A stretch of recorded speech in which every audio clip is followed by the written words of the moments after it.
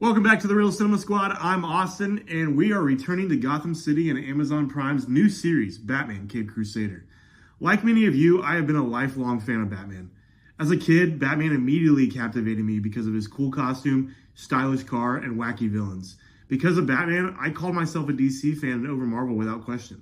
I grew up watching the Batman animated series with Kevin Conroy and followed Bruce Timm's vision for the DC Universe until it ended in Justice League Unlimited. So when it was announced that Bruce Timm was creating a new Batman series, I relished at the idea of those memories. DC has been in a slump for a long time. The movies can't compete with Marvel, and I kind of stopped caring about their animated movies. So where does that leave us with Batman: Caped Crusader? Honestly, I can say I'm a fan. I think it works. While there are many complaints out there about changes to characters and storylines, many of them I definitely agree with. And I think there are still many qualities of this show that I think we can get on board with. I think it can continue in a positive way. So let's start with what works. The animation style in this show is nostalgic. I personally was transported back to the days of watching Bruce Timm's animated shows. It felt like being a kid again. The characters in this show depict the visual style that I've come to associate DC storytelling with. As a huge fan of the 1940s and 50s eras of history, a film noir take on Gotham City was an easy win for me. It allows Batman to rely on his detective skills more than gadgets in a world of limited technology.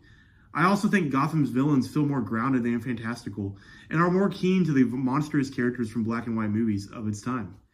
It was fun to see the Batman costume closely resembles Batman's first appearance in Detective Comics issue number 27 from 1939. The poster of this original comic book cover was hanging on my college bedroom wall for a long time, so I prefer the classic look.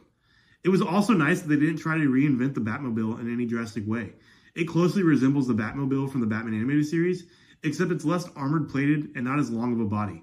It easily fits into the 1940s motif, invoking the style of sports cars of that time. While many fans, myself included, perceptions on villain origin stories stem from the Batman animated series, Bruce Timm took a different approach with this show by pulling inspiration from the golden age of comics, aligning it with the period piece setting.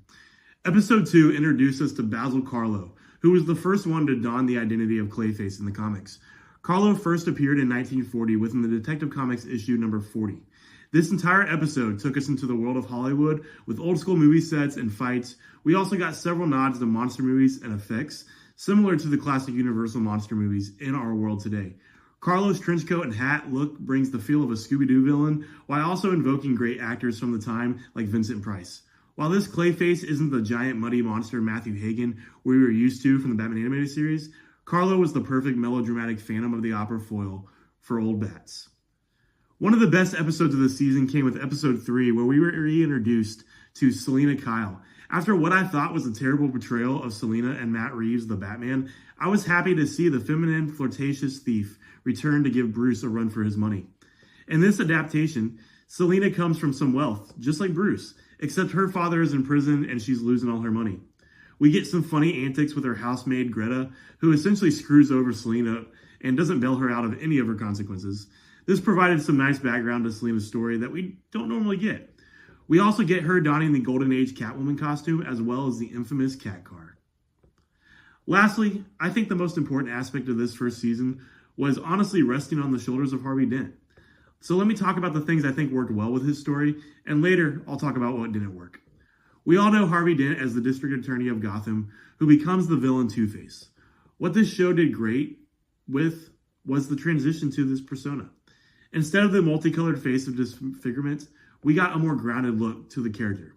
Dent was attacked by Thorne's thugs because he refused to be shady in court, which resulted in acid being thrown on him. This calls back to the original Harvey Dent appearance in 1942's The Crime of Two-Face. This was Detective Comics number 66. Just like in The Dark Knight, we never really see Harvey fully become Two-Face, and instead we get a noble sacrifice, and he dies. Although I would have loved to see him be a part of future seasons, I think Harvey's sacrifice is what puts Gotham and Bruce on the path they needed to go.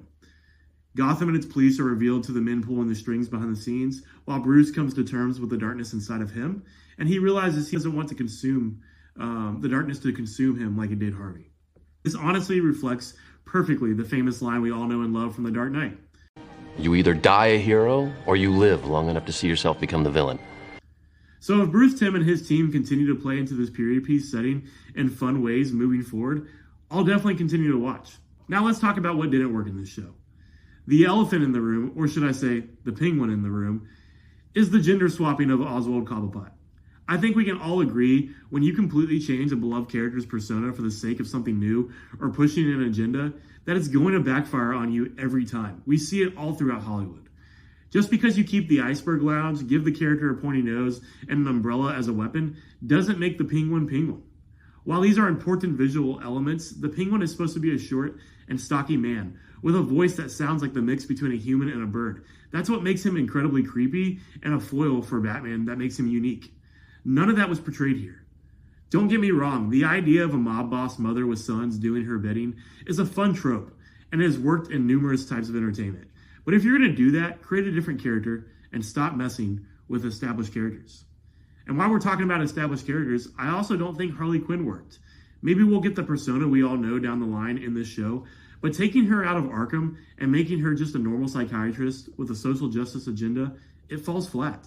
The reason Harley's independence and wackiness works in other adaptations is because of her connection to Joker and how he affected her emotionally and mentally.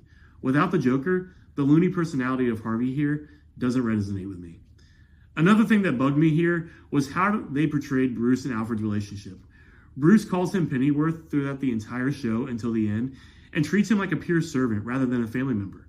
Alfred has always been a caretaker, a confidant, a father figure, and loyal partner throughout Batman history.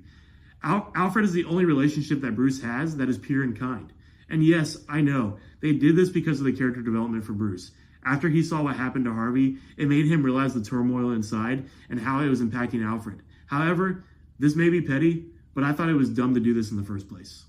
So now let's return to Harvey Dent. While I mentioned the good aspect of this story, I don't think the events leading up to it were portrayed very well. The reason Harvey's fall to villain is such a tragedy, not only to Gotham but to Bruce, is because Harvey was a stand-up guy with integrity, who didn't give in to the corruptness. What we got in Caped Crusader was Harvey portrayed as a jerk from the start, and someone who was being bought out by the crime bosses. His story may have still turned out bad due to his moment of a conscience, but to me, it would have resonated a lot better if Harvey was always the White Knight and always had those relationships with Bruce and other people around him. But that's not what happened here. In the end, I had a great time returning to the world of Gotham. However, that's just what I think. So let me know what you think in the comments. Did you love this show or did you hate it? Do you think these characters could have been portrayed better? Will you stick around for future seasons? We will be pushing out more Batman content soon, so press that like button on the video and subscribe to our channel if you haven't already, and we will see you in the next video.